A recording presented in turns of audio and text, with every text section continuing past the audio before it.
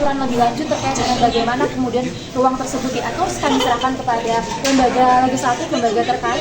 Semoga kemudian aturan-aturan tersebut dibuat dan dibentuk sesuai dengan putusan Mahkamah Konstitusi dan sesuai dengan kehendak masyarakat serta bisa membangun demokrasi. Mungkin demikian saja menurut saya.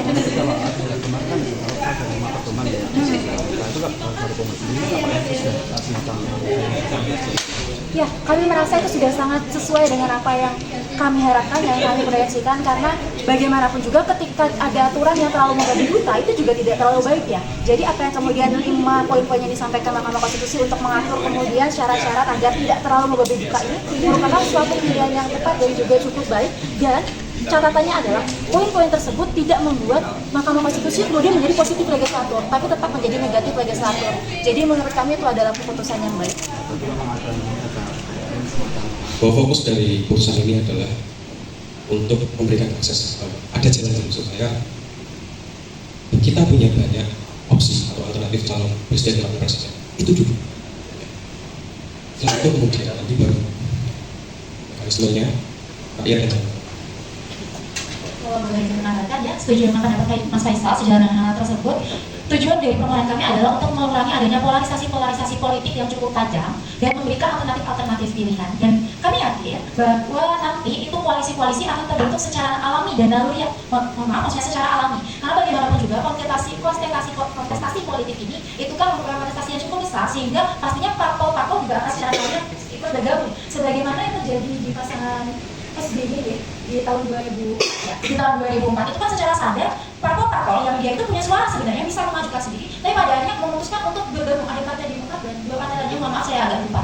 Nah itu kan secara alami mereka bergabung itu. Mungkin demikian pendapat datang dari saya. Oke, ada lagi? Ya, moga. Maaf kalau silap kata. Nah itu muncul barulah kemudian itu jadi saya dari pertanyaannya semua juga diatur, jadi kalau ngomong agak kencang ada minta-minta ya itu karena kami dilatihnya demikian. Nah di situ kami melakukan kajian-kajian di Komisi Pemilihan Konstitusi, kajian-kajian inilah yang kemudian kami gunakan, kami susun menjadi draft untuk permohonan kami. Jadi kalau rekan-rekan sekalian mungkin tahu bahwa sebenarnya itu setiap tahun mengadakan lomba debat penegakan hukum pemilu. Nah kami itu 2 tahun berturut-turut, 2022 dan 2023 itu ikut. Di tahun 2023 kami masuk final dan itu mosinya adalah presidential threshold. Dan kemudian kajian presidential threshold dalam mosi final tersebut kami alihkan ke dalam permohonan kami.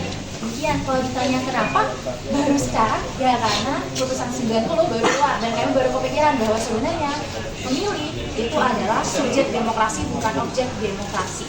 Demikian, terima kasih. Ya, kemudian seperti yang kita juga saksikan kemarin di dalam pengucapan putusan bahwa ada beberapa negara yang presidential threshold yang menganut multi partai yang kemudian tidak mengadakan adanya presidential threshold dan indeks demokrasinya lebih tinggi daripada Indonesia. Kita ambil contoh negara yang selalu menjadi rujukan negara presidensial dengan yang paling baik ya, dengan konteks paling baik, yaitu AS atau Amerika Serikat yang skor indeks demokrasinya itu di 7,65 di atas Indonesia yang 6,71 pada indeks demokrasi 2022. Kemudian di Chile indeks demokrasinya 8,22 sedangkan Indonesia 6,71 dan Costa Rica itu 8,07. Dari sini dapat kita lihat ada kemungkinan chance yang lebih besar bahwa indeks demokrasi Indonesia itu akan meningkat, akan membaik setelah putusan ini. Kami harapkan demikian, Mas Yuda, demikian. Oke, masih disebutkan nama dan asal media. Pelajaran yang kami dapat sangat banyak. Salah satunya yang awalnya di putusan 90 itu merupakan fenomena hukum, dan di putusan kami ini membawa angin segar bahwasanya fakta hukum, dan kemudian ini merupakan putusan Mahkamah Konstitusi yang sangat progresif karena ini merupakan kemenangan bagi masyarakat Indonesia. Dan pelajaran yang pentingnya adalah kami sebagai pemilih mempunyai hak untuk memilih dengan preferensi calon-calon yang nantinya akan maju ke pilpres ataupun pilkada dan lain-lain, karena ini fokusnya terhadap pilpres. Kemudian pelajaran pentingnya kami selama 1 tahun ini berusaha mempelajari dari berbagai segi hal, kemudian terkait putusan-putusan sebelumnya, dan ini sangat berdampak bagi pribadi kami terlebih dahulu terkait akademik kami, kemudian juga nantinya berdampak bagi masyarakat secara umum. juga gitu. Tapi intinya pelajaran yang sangat berharga terkait bagaimana kita menemukan fakta hukum baru, pergeseran paradigma Mahkamah Konstitusi di dalam memutuskan perkara kami.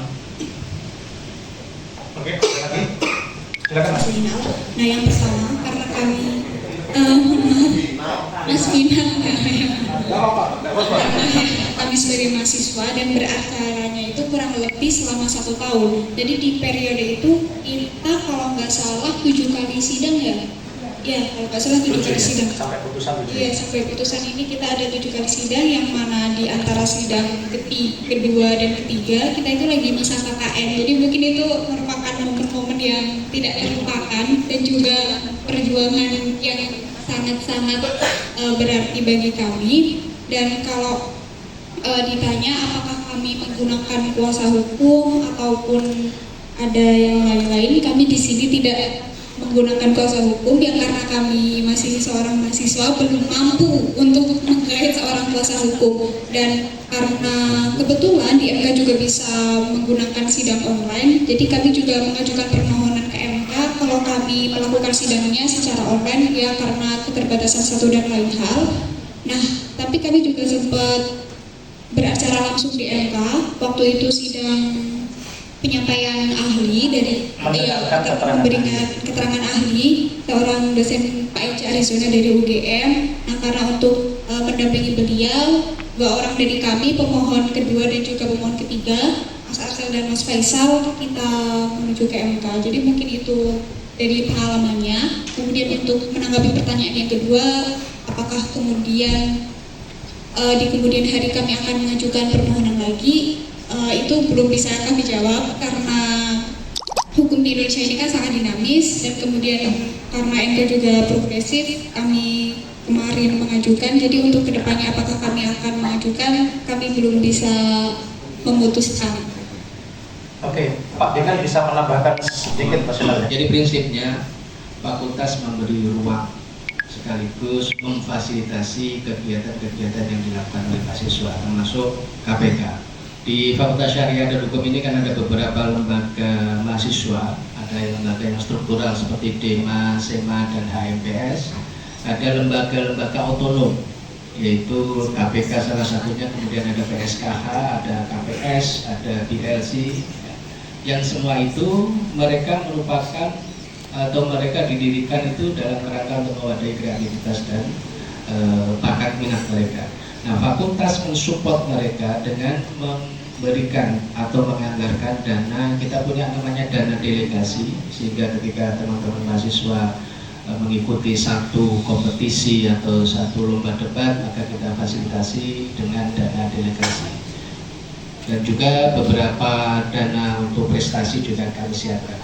Intinya fakultas berupaya untuk memfasilitasi kegiatan-kegiatan yang merupakan bagian dari kreativitas yang dilakukan oleh para mahasiswa. Termasuk kemarin ketika mereka harus bersidang secara offline dan diwakili oleh 2 orang, fakultas juga memfasilitasi terkait dengan transportasi dan akomodasi. Sehingga kami berharap ke depan kita bisa lebih banyak memberikan fasilitas, karena kaitannya ini adalah pengembangan kompetensi. Kemudian terkait dengan pembimbingan, selama ini KPK juga memiliki pembimbing internal dari dosen-dosen kami, salah satunya ada Pak Gugun dan Bu Yani, ada Ibu Proporini Astuti di sana, dan teman-teman ini kreatif karena mereka memiliki jaringan. Alumni-alumni KPK itu sangat membantu karena mereka sudah ada yang menjadi. Ya, jujur tidak optimis. Yang pertama karena kami merasa bahwa permohonan kami untuk pertama kali kami mendraft permohonan, walaupun kami secara basic punya basic CMCC atau Constitutional Court atau disebut juga dengan sidang semu konstitusi, tapi tentunya kemudian berbeda ketika kita ngedraft permohonan asli. Ketika kami baca permohonan kami, kok jelek ya. Kemudian kami masuk ke sidang pendahuluan, nah itu semuanya dikuliti oleh Pak yang mulia Hakim Mahkamah Konstitusi. Kami lalu merasa, wah ini ternyata change untuk lanjut ke persidangan pokok permohonan saja sepertinya sangat kecil. Tapi alhamdulillah kemudian lanjut. Bahkan ketika kami berdiskusi dengan rekan-rekan komunitas pemerhati konstitusi, 9 orang itu memilih bahwa permohonan kami pasti ditolak dan 8 orang memilih itu dikabulkan. Jadi sebenarnya kami pribadi kami merasa sepertinya tidak ada change karena ini akan merubah peta perpolitikan di Indonesia itu sendiri. Kemudian pertanyaan selanjutnya tadi ada lanjutannya nggak Mas? Untuk yang dua hakim dissenting opinion apa pendapat atau pesan? Untuk dissenting opinion dari Pak Anwar dan juga Pak Daniel, kami menghormati dissenting opinion beliau dan kami juga menerima dissenting opinion beliau. Kami tidak memiliki tanggapan lebih lanjut karena bagaimanapun beliau ini adalah hakim konstitusi, ahli hukum tata negara, sedangkan kami ini hanya seorang mahasiswa. Jadi kami menghargai dan menghormati dissenting opinion beliau sebagai salah satu hal yang bisa memperkaya pengetahuan kita tata negara kita. Mungkin demikian Mas, terima kasih. Iya. Terlepas dari apapun amar putusannya, yang jelas pasti di pertimbangan hukum dan sebagainya itu ada hal-hal yang bisa berguna bagi mungkin pemohon-pemohon berikutnya apabila kami gugur di perkara ini. Namun ternyata tergabulkan seperti itu. Oke, ada pertanyaan lain? Hal dan sebagainya kan. Kalau mau proyeksi ke depan kan kita harus melihat ke belakang dan apa yang kita lakukan sekarang. Dan lihat memang ya masa depan pun saja. Tapi saya lebih senang menjadi pemimpin jalan Mungkin hampir sama dengan rekan-rekan saya di sini karena kebetulan kami juga satu visi, dan untuk background keluarga ya tidak ada satupun orang tua saya yang berlatar belakang politik, bahkan orang tua saya saja presidensial threshold itu apa masih belum tahu gitu. Jadi mungkin saya tidak akan memproyeksikan ke sana. Terima kasih. Oke, mungkin satu lagi ya. Satu lagi selain tentang kasus ini istihad demokrasi yang penting. Kenapa? Pemohonnya adalah mahasiswa masih kuliah di semester 7, pada 35